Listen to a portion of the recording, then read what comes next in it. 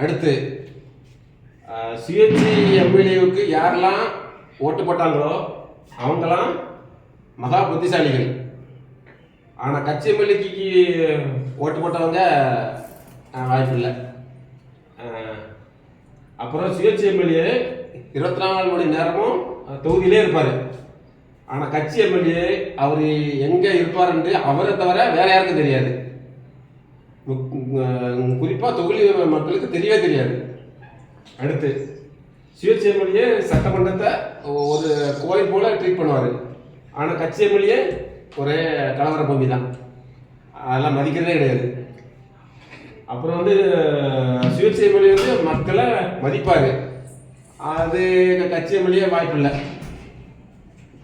அப்புறம் சுயேட்சை எம்எல்ஏ சேவை செய்கிறதுக்கு தான் அரசியலுக்கு வராரு.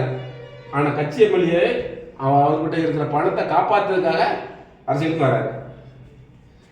அப்புறம் சுயேட்சை எம்எல்ஏவுக்கு சாதாரண வீடு தான், ஆனால் இங்கே அப்படி கிடையாது. பங்களா 50 கோடி 100 கோடி பங்களா.